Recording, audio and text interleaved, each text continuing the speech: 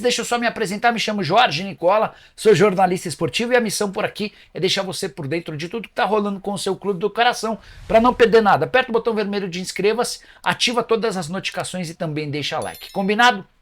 Bora começar o vídeo com aquele tradicional giro de notícias e a primeira informação é sobre o meia Gerson do Flamengo. O rubro-negro emitiu nas últimas horas uma nota afirmando que o atleta vai precisar passar por uma cirurgia no rim. Não há prazo para retorno, nada a ver com o futebol, ele desenvolveu um problema no rim e vai haver a necessidade dessa cirurgia, não há prazo para o seu retorno. Nicola, é verdade que o Marcos Braz procurou o André Cury para saber sobre a situação do Maurício, do Inter. O André que está na Alemanha, né? E ele está na Alemanha ao lado do Dudu, eles foram lá para que o Dudu possa conhecer a sede da Adidas. Ele assinou no ano passado com a Adidas, se tornou garoto propaganda da marca alemã, e ele foi também para tirar o molde da chuteira. A Adidas vai criar uma chuteira especial para o pé do Dudu. A verdade verdadeira em relação ao Maurício é que o André Cury andou sugerindo ele, oferecendo ele para vários clubes. Foi para o Flamengo, foi para o Palmeiras, foi para o Corinthians, foi para o Bahia. Com o Palmeiras, Corinthians e Bahia houve conversa, houve negociação para comprar. É que o Internacional não tem a mínima intenção de se desfazer dele, tá? E não sei se para o Flamengo haveria a necessidade de contratar mais um meia, né? O Flamengo já tem, por exemplo, para esse setor, o De La Cruz, o Arrascaeta, enfim. Douglas Castilho, membro do canal Cheguei Agora. Notícias do Flamengo. Então, Douglas, o Tite conseguiu emplacar mais um membro para a comissão técnica dele, um cara que havia trabalhado com ele na seleção brasileira, analista de vídeo, mas também no Flamengo vai ter um papel importante no dia a dia de treinos. Baquete é o nome do cara.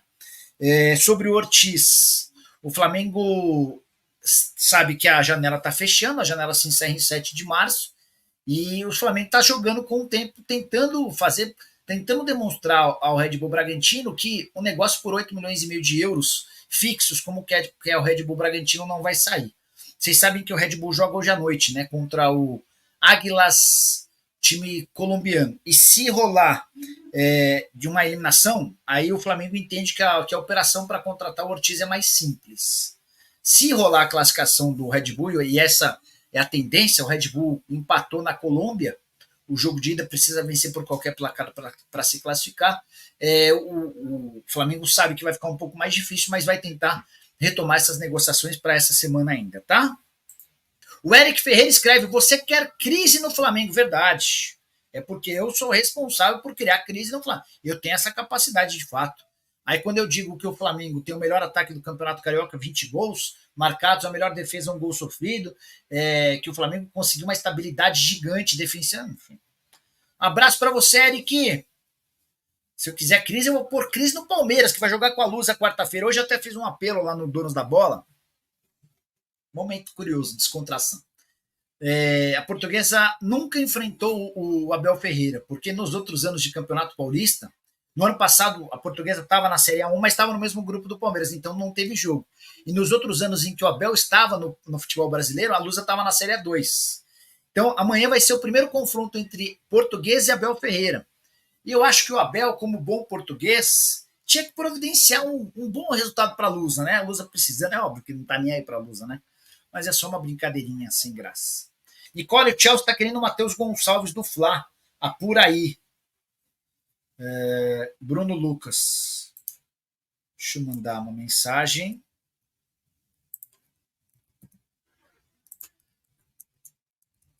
Boa noite. Tem algum fundamento? Olá pessoal, mais um vídeo no canal. No vídeo de agora vamos falar de um jogador que pode ser devolvido ao Flamengo depois de cometer um ato de indisciplina. Pois é, não tem nem um mês que o jogador foi emprestado e pode retornar ao rubro-negro carioca. Já comentaremos esse assunto. Vamos falar também do Gerson, porque o Flamengo oficializou, na verdade atualizou o quadro clínico do Gerson, que vai ser desfalque do Flamengo durante um tempo indeterminado, digamos assim. Ou seja, um desfalque que vai fazer muita falta e vai acabar atrapalhando, entre aspas, o início de temporada do meia Gerson. Mas já a gente fala o que vai acontecer com o jogador, porque o Flamengo atualizou a situação dele. Tem também um mês de La Cruz no Flamengo, a gente vai trazer como tem sido esse primeiro mês dele, como é o De La Cruz no dia a dia, nos treinamentos lá no Ninho do Urubu. Tem muita coisa para a gente abordar no vídeo de agora, discurso motivacional do Arrascaeta, nossa, tem muita coisa no vídeo de agora. Mas antes, galera, eu queria pedir para vocês se inscreverem no canal, darem um like no vídeo, ativarem a notificação, compartilharem o vídeo com os amigos, com as amigas, e assim o canal crescer cada vez mais. Conto com a sua colaboração, qualquer ajuda será super bem-vinda, então solta o dedo no like aí. Vamos para as informações. É o seguinte, galera, o Flamengo embarca nesta semana lá para o Uruguai, onde vai acontecer a Libertadores Sub-20, é isso mesmo, o Flamengo vai disputar essa competição. Alguns jogadores, vários jogadores foram inscritos pelo Flamengo nessa competição. Eu vou destacar o Lohan, o jogador que, na minha opinião, pode ser a próxima venda milionária do Flamengo. Tem também o nigeriano Chola, lembra dele, de 18 anos. Outro jogador que chama muita atenção, o goleiro Caio Baroni e o zagueiro Carbone. Inclusive o zagueiro Carbone, esses dois jogadores, na verdade, eles estavam com o Tite, com o elenco principal lá nos Estados Unidos, no início da pré-temporada. Vocês vão se recordar, dois jogadores que estavam com o elenco principal. Mas a lista completa tem goleiros Caio Baroni e Lucas Furtado. Inclusive Lucas Furtado acabou de renovar o contrato. Lateral direito, Felipe Brian e Lucian. Lateral esquerdo, José Wellington. Zagueiros, Carbone, Iago e João Vitor. Volantes, Daniel Rogério, Jean Carlos, João Alves e Ryan Lucas. Ryan Lucas é aquele que eventualmente era relacionado para uma partida do time profissional. O único meia é o Lohan e os atacantes Felipe Tereza, Pedro Estevão, Chola, Vitor Silva, o Wallace, Ian e o Wellington. Então, esses são os jogadores inscritos pelo Flamengo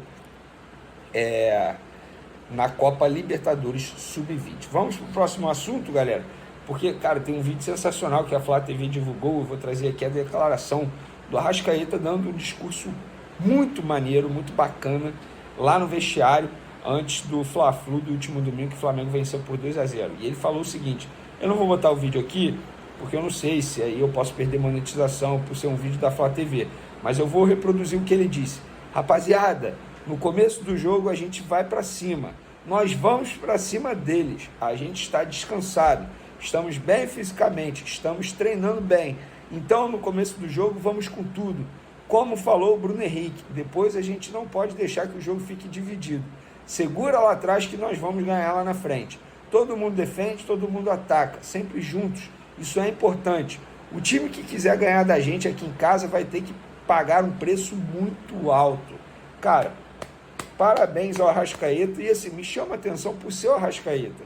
Porque não que ele seja tímido, como o Thiago Neves disse uma vez, mas esse não é o perfil do Arrascaeta. E ele eventualmente tem sido capitão do Flamengo. Acho maneiro ele assumir, digamos assim, essa importância no dia a dia ali do Flamengo. Antes estava sendo o Gerson fazendo esse papel, mas o Gerson está ausente, já a gente vai atualizar a situação dele. Então achei bacana o Arrascaeta ter esse tipo de postura, maneiro demais. E eu vou destacar isso aqui: o time que quiser ganhar da gente aqui em casa vai ter que pagar um preço muito alto.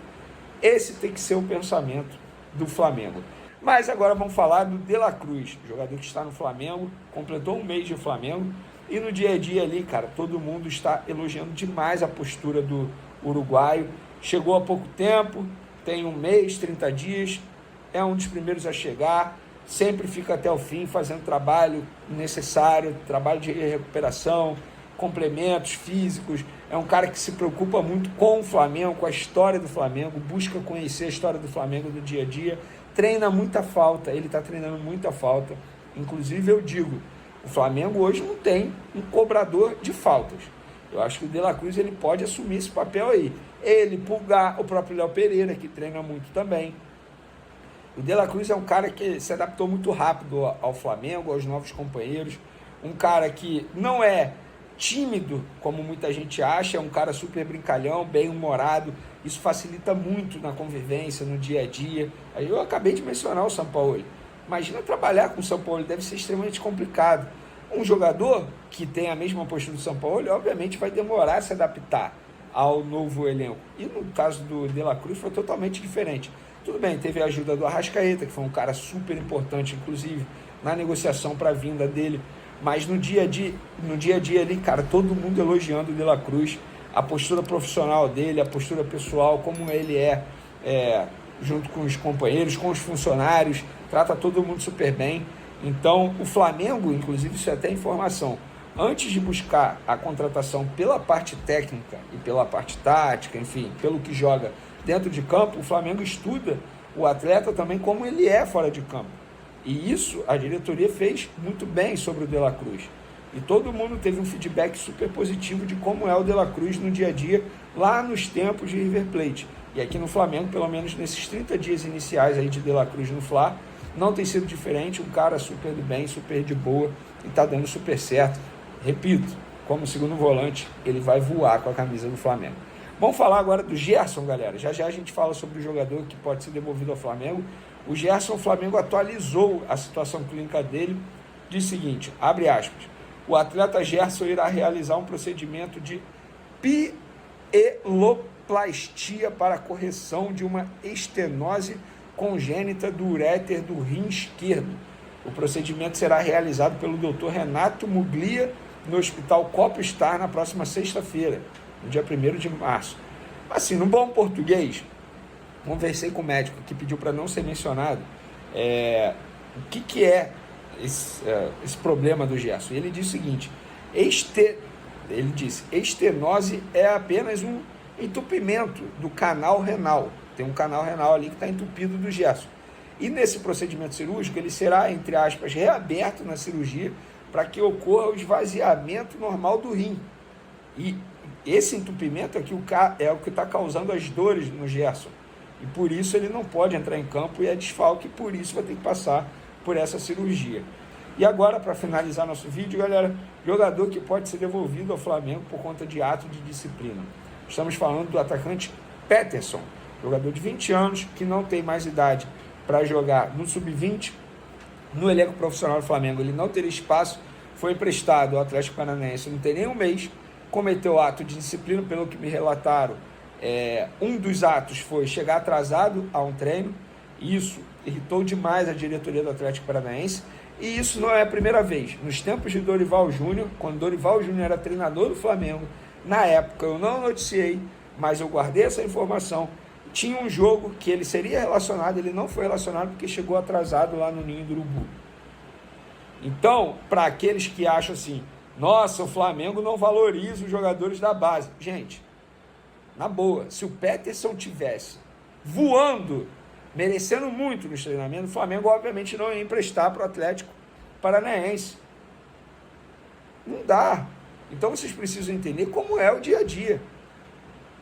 Pô, se o jogador que não tem nenhum mês de clube chega atrasado, imagina o que ele não fazia aqui no dia a dia no Rio de Janeiro. Então, vamos ver o que vai ser feito agora. Pelo que me falaram no Flamengo, por contrato, o Atlético Paranaense não está liberado a devolver. Obviamente, me relataram lá no Furacão que eles vão conversar com a diretoria do Flamengo para ver o que vão fazer. Porque eles não querem mais utilizar o Peterson nesse momento.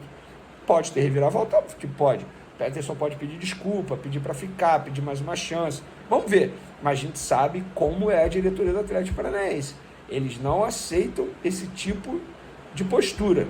A ver o que vai acontecer com o atacante Peterson.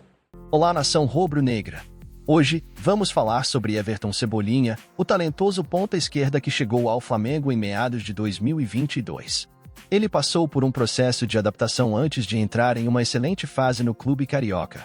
Vamos descobrir os motivos por trás desse desempenho impressionante que o jogador tem apresentado nesta temporada. Everton Cebolinha, desde sua chegada ao Flamengo em meados de 2022, atravessou um período significativo de adaptação antes de atingir sua excelente fase atual. Vestindo a camisa 11 do rubro-negro, o ponta-esquerda compartilhou os motivos que explicam seu bom momento no início desta temporada, após 1 ano e meio no clube. Cada atleta possui seu próprio tempo de maturação e adaptação. Em entrevista à Flá TV, Everton Cebolinha destacou a natureza pessoal desse processo, ressaltando a importância de manter-se focado mesmo nos momentos difíceis. Ele enfatizou o papel determinante de sua atitude e trabalho centrado, reconhecendo que sua oportunidade de brilhar dependeria desses esforços. Uma das principais influências para o destaque do atacante no Flamengo foi a chegada do técnico Tite. Iniciando o ano de 2024 como titular, Everton Cebolinha já marcou 2 gols e proporcionou uma assistência em 7 jogos oficiais pelo rubro-negro neste ano. O jogador atribui parte de seu sucesso ao suporte e à confiança oferecidos por Tite, que, desde o final do ano passado, proporcionou uma sequência crucial para o desenvolvimento do atleta. Apesar da forte concorrência na ponta esquerda com Bruno Henrique, Everton Cebolinha foi escolhido como titular em 6 das 8 partidas sob o comando de Tite no Campeonato Carioca. Sua performance notável continua atraindo os olhares e a confiança da comissão técnica. Com a última rodada da Taça Guanabara se aproximando, Everton Cebolinha, sob o comando de Tite, está pronto para o próximo desafio. O duelo entre Flamengo e Madureira no Maracanã promete ser emocionante, e a expectativa é que o rubro-negro confirme seu título na fase de pontos corridos do Campeonato Carioca. Fiquem ligados para mais novidades sobre o desempenho desse craque nos gramados.